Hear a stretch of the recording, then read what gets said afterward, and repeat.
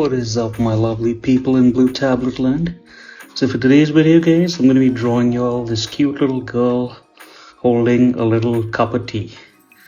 So the inspiration, I guess, behind this would have to be the rainy season, and for the most part, enjoying a nice warm cup of tea is kind of like a fun thing to do around this time of the year. So with that being said, if that's something you guys would be interested in drawing, grab your pencils and paper, tablets and styluses, and let's get started. So for this piece, I found a little cute picture of a girl holding a little heart, as you can see up in the left corner, and I found it on Pinterest, so I figured I'll keep that as a reference and create my own little character. As I told you early on in the series, I want to perfect drawing girls or female characters, so I figured this would be a nice little addition to that. So I went ahead and drew her rough face. Almost looks like a circular version of a cube, or a cube with circular edges. And then I went ahead and drew where her hair would be, her eyes, and her little happy smile.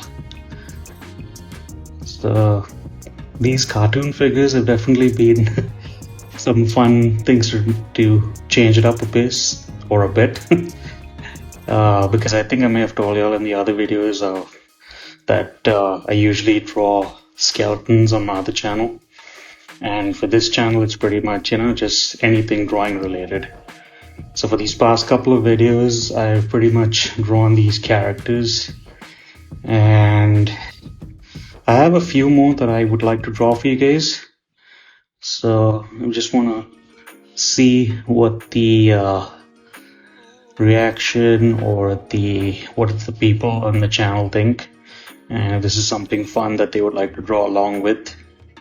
So yeah, so pretty much when I started drawing her and I looked at the reference picture at the top, I just kind of wanted to give her that nice cute little zen happy look, that happy face, when you get that nice beverage you enjoy, and in this case it's tea, or the Hindi word would be chai. I wanted to show her just happy and just excited to enjoy her nice little cup of tea. So yeah, so pretty much for the rough sketch, I just try to block out what I kind of want the character to look like, and as I work my way through it, I like to accessorize the character. So what I did over here was I erased a little bit of her hand or her arm and gave her a set of bangles, so it kind of looks like she's got some cool accessories while enjoying a little cup of tea. So now for the next part of it, I'm just gonna turn down the opacity on the layer and then make a new layer and select an inking brush. So I actually named the layer so that way I know which layer I'm working on, and then just select a darker version of blue. So for the inking brush that I'm using over here, it's just one of the default ones that comes with Procreate. And the reason I think I like this brush is because of its nice tapering effect and the different, pressure sensitivity that comes with this brush, where you can adjust it to a thick line and a thin line. I have tried other brushes, but I think this is my favorite one to use. And just following the lines and just working on her hair. But yeah, for the most part in this, when I start the inking process, it's just following the lines, as I said, usually, and just trying something different than what I did for the last pieces. But drawing these goofy little characters is definitely really relaxing to draw, because I mean, there's no what do you call it, stress to make them look all perfect. I just want to make them look a little goofy and see if I can perfect or kind of get good at drawing these little cartoon characters. So for the eyelashes over here, I mean, it's just based on another character I'd seen earlier in the day. So I wanted to give her like these nice long eyelashes, and I've given her the look that she's closed her eyes, like just for that brief second, kind of like the same way you close your eyes, like just before you're about to say grace before meals. But in this case, just to show that she's happy to enjoy her cup of tea. So as I move through the inking process, I just try to kind of stick with the lines that I've drawn for the rough drawing, and just change it up a little bit here and there to give the character a different vibe or a different look to her.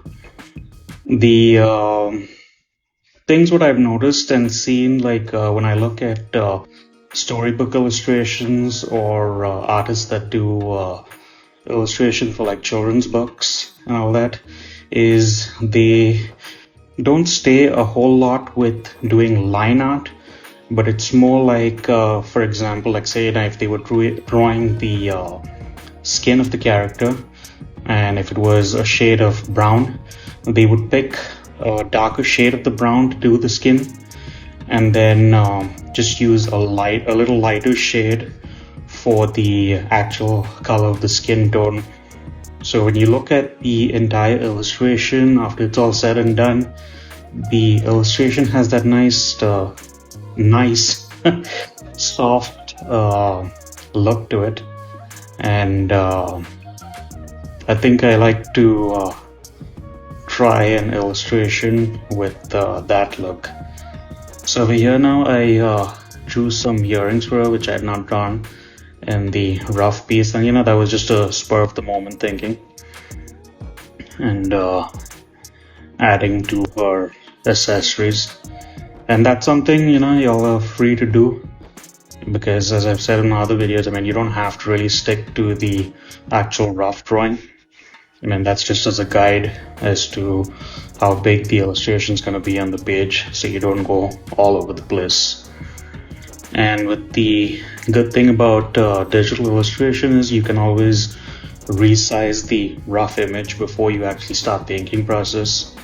So that's one thing I like to do ahead of time. Now for the hair over here, I gave her like the pigtail look like I did for the I think it was the second character that I had drawn, and I kept it really simple. I didn't want to go full on detail with the hair, so I just did the outline. And then now for her neck over here, I wanted to give her some sort of necklace or some sort of an ornament that she'd be wearing, which I obviously didn't draw in the rough drawing. So it was again another spur of the moment thing which I wanted to just add and give the a nice unique look to her. So yeah. So for this part, I kind of gave her sleeve kind of like this nice curved look, so that way when I decided to do the shading, I could make it look like it's got the illusion of that cylindrical kind of look. But yeah, drawing cartoon characters is definitely there's a lot of freedom to do what you want. you know, as far as proportions are concerned. I mean, you can really bend them. I mean, you can make them have small little hands, small arms, big eyes. You know, it's all it's all about trying something different. And I think especially characters that have the googly eyes look funny. So as I told you in the other videos, you know, going back and forth and zooming in and out of the screen, I mean, makes you get a good idea of what the image looks like as you're working on it. Which is, I don't know, I'm trying to remember when I draw traditionally, I kind of move the paper around, you know, when I'm, you know, doing a certain line weight. And I think the whole purpose of that is, you know, to make sure that, you know, your lines kind of look that they are for the character that you're drawing and it doesn't look like it's too stiff.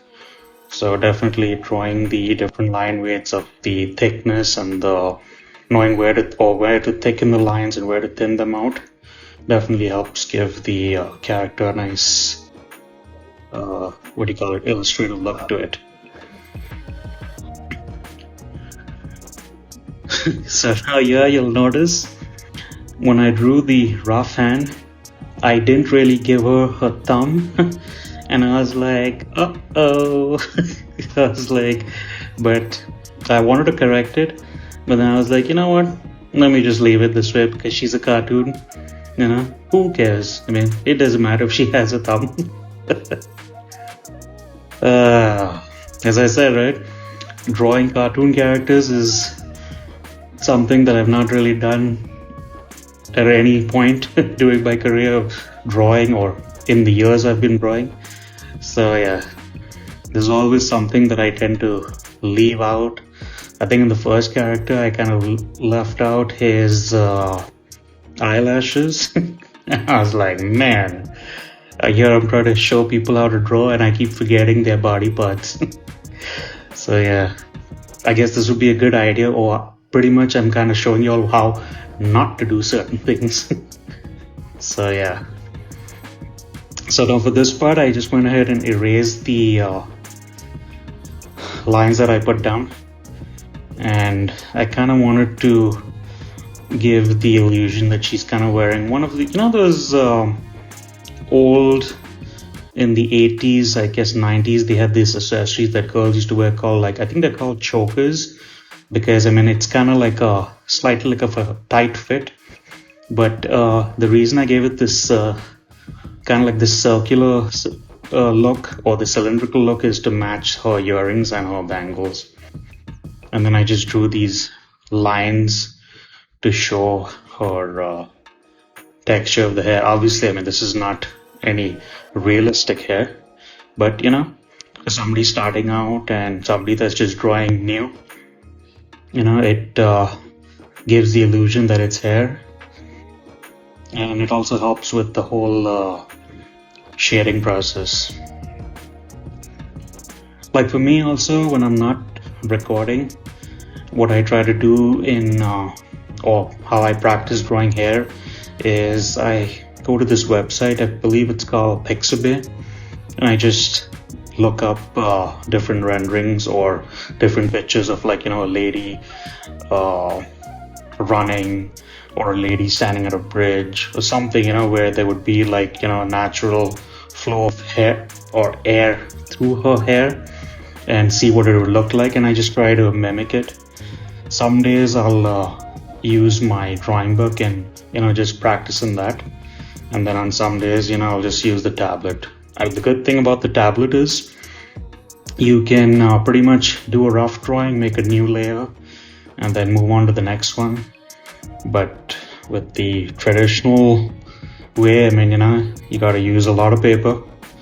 But now if you're thumbnailing, I guess you could do it in a smaller version. So it's all about practicing. Now to see for this lip part, I kind of forgot to do the extra layer that I told you guys about. So what ends up happening is you got to make sure that your lines are kind of close to what you want them to look like. Because when you go to erase it, then you kind of end up erasing more than what you wanted. So yeah, but so far the line work is coming together, and I went ahead and gave her another little design, or a look, I guess, for her t-shirt come what she's wearing, and another ring for this cup, so that way I can give it like maybe 2 colors, so it doesn't look like it's just got like this one shade. And then obviously the tea in the cup. So yeah. Another thing I forgot to draw was, since it is a cup of tea, kind of forgot to give it the steam look. So now for the colors over here, I went ahead and chose these colors ahead of time before recording. So I chose like this nice light, kind of almost like a lightish dark brown for her hair.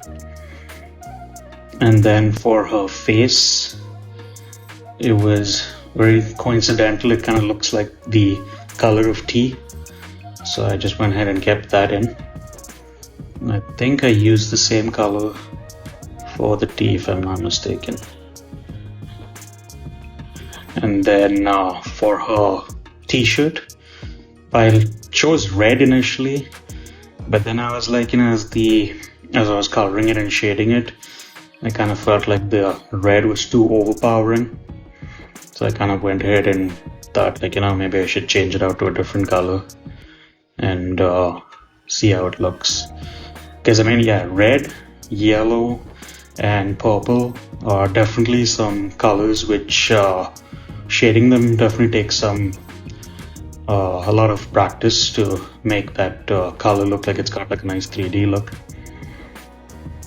But her eyes kind of look a slightly creepier here because there's no pupil and her eyes are closed, so I kind of wanted to give it like an eyeshadow look and gave it like the blue color to match the cup.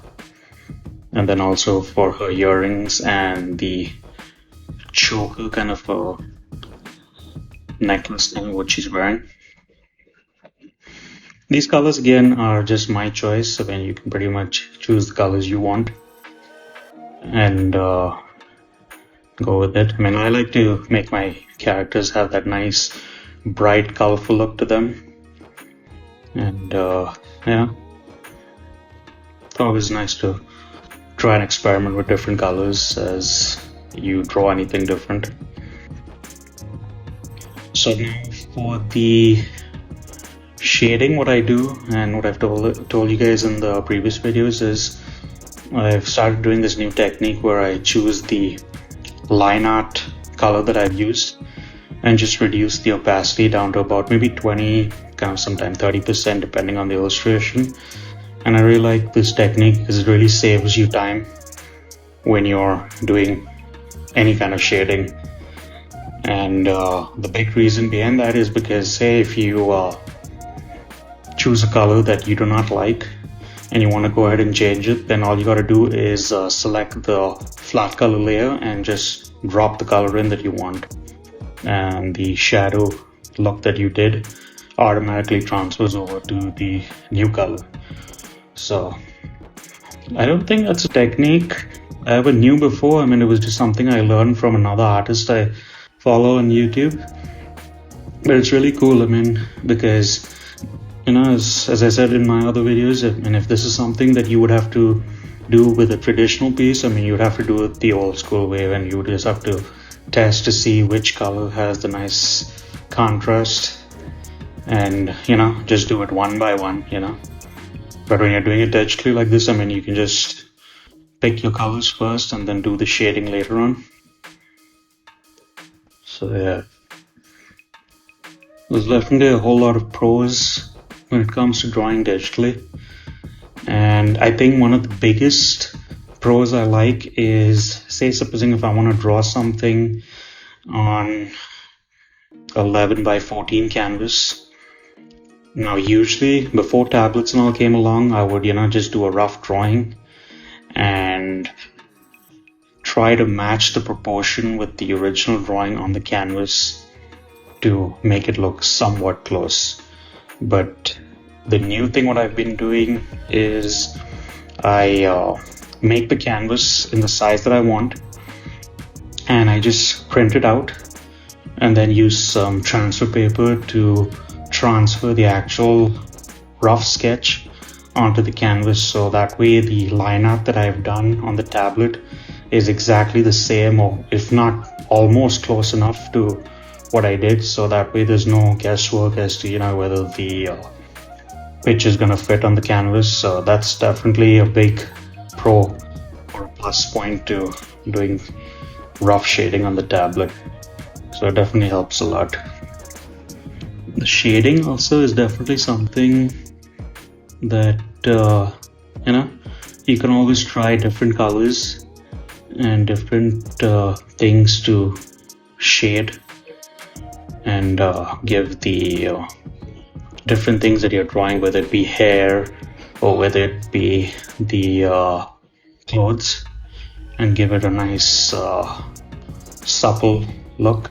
So as I continued doing the shading on the illustration, I kind of went on Pinterest and looked up different illustrations done by artists that do children's book illustrations, and the illustration style when you do children's illustration books is totally different than when you do regular illustrations, because since it's for children, most of the artists I've noticed do the line work in a very soft and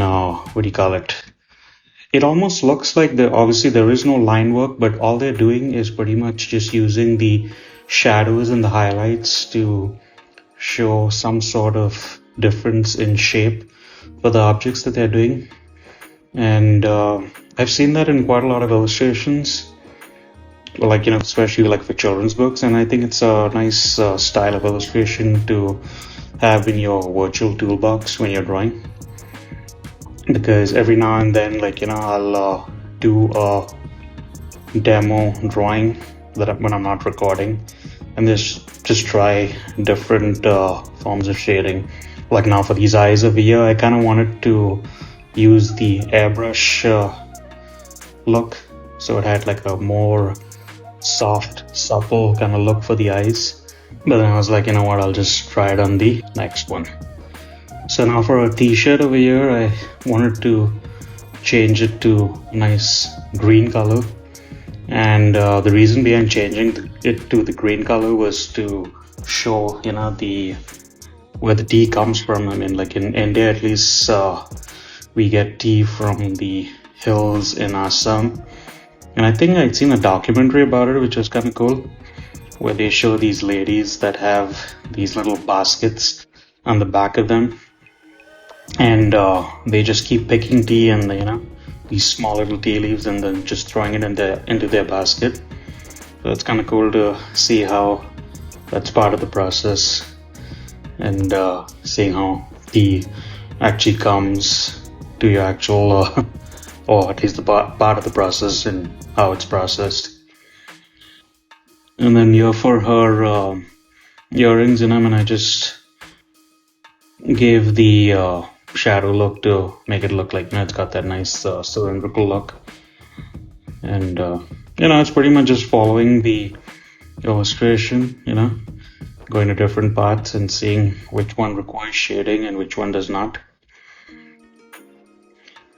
For this over here, the neck, kind of gave it like a nice thick bowl shadow, because obviously her top half of her head's covering her neck, and we have a nice thick shadow over there, but I think it looks good. But as I said, me also, shading is not my strong point or my best attribute when it comes to drawing, but the only way to get better at it is to keep practicing. So this is another technique I like to draw, where it looks like the fabric has got some sort of a fold look to it. then do it also around the arm or shoulder level. Pretty much, I mean, when you do the shading on fabrics, I mean, I think personally, if you're drawing something fabric related, it's good to have a reference image, so that way you can see how the different shadows look on different parts of the fabric. I think for a future video idea, I might definitely consider just drawing like maybe a pair of jeans or maybe a t-shirt and just doing an illustration to show how I would illustrate fabric, like, kind of like in a cartoony kind of a theme, not realistic, but because realistic, I mean, yes, it would definitely take some time and a whole lot of time actually, to, at least for me, to get it close to that realistic kind of a look. But it's amazing the amount of beautiful art you'll find on Pinterest. I mean, I'd much rather sometimes, when I'm bored, I think I'd much rather scroll through Pinterest to look at the different art that's available on there as opposed to Instagram. I mean, yeah, granted, I mean, there's the AI stuff, which obviously you can tell right off the bat that, it's not done by an artist. And I'd much rather see something that's done by an actual artist and not something that's AI generated. But yeah.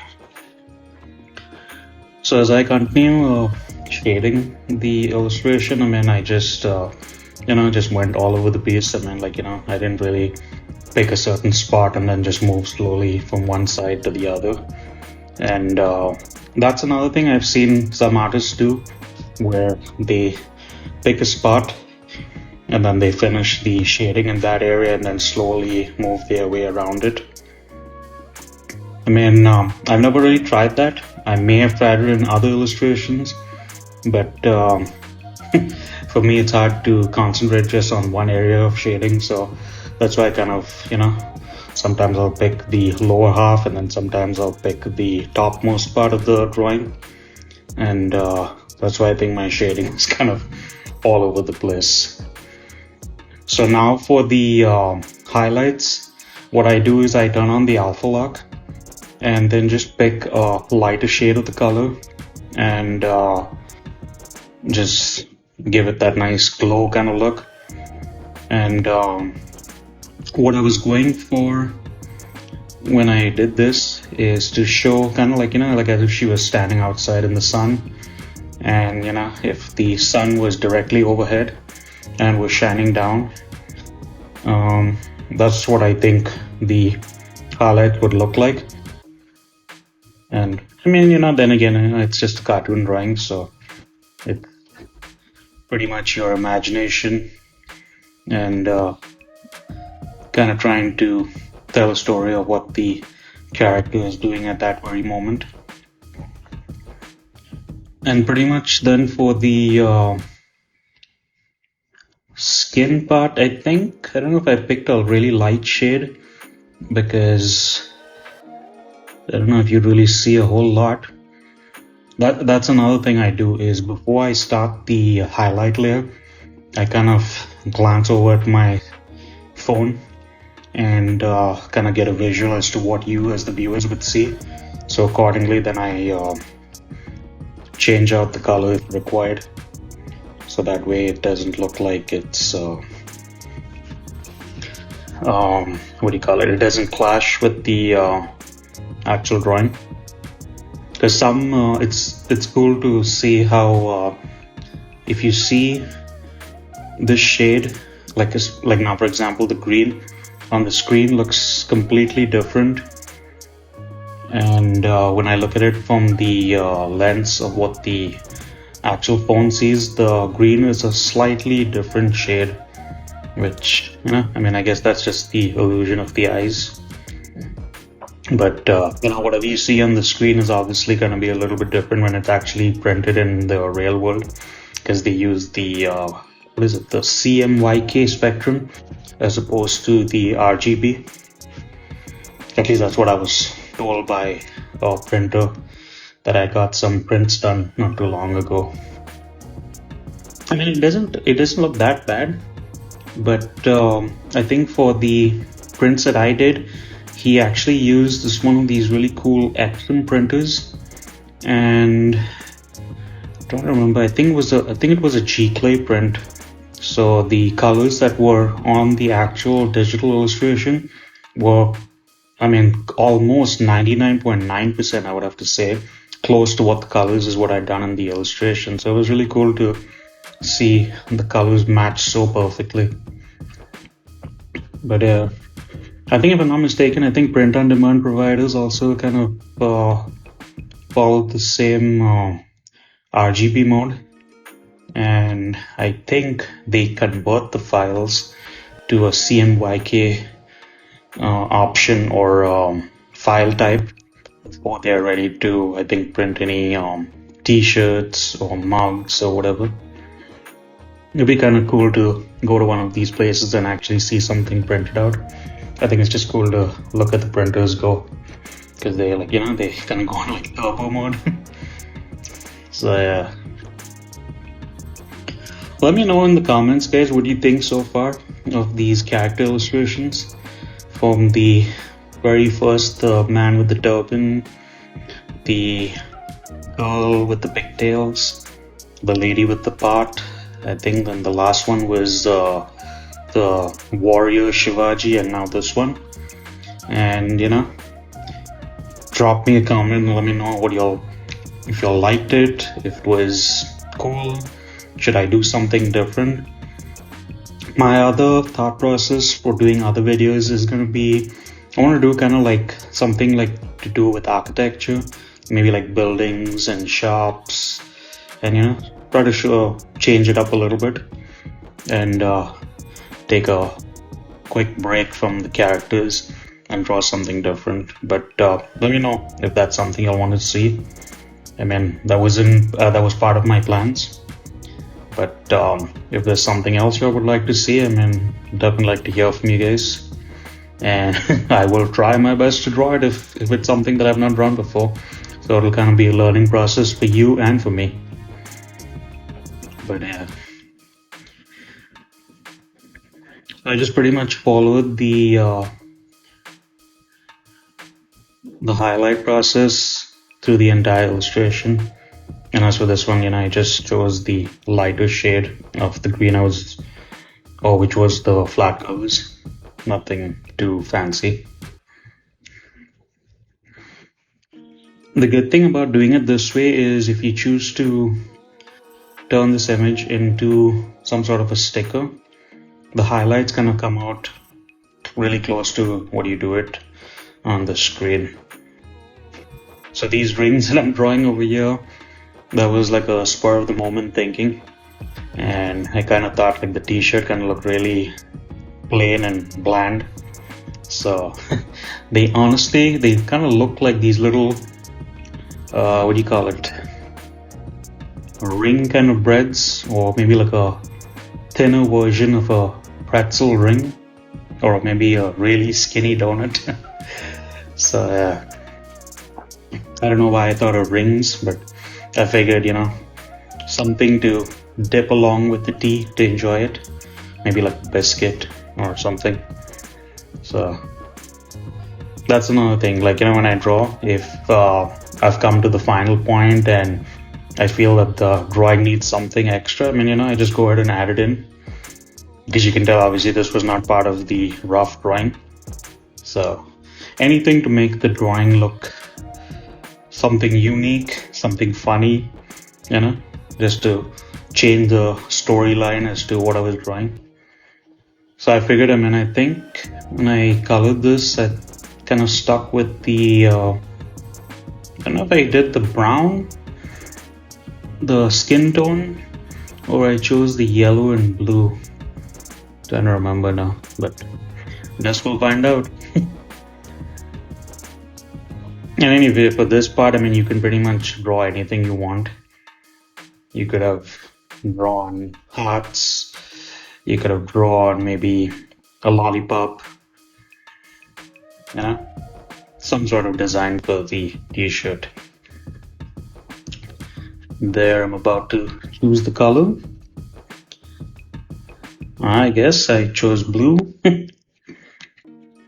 That would be a really odd shape or an odd color for a biscuit.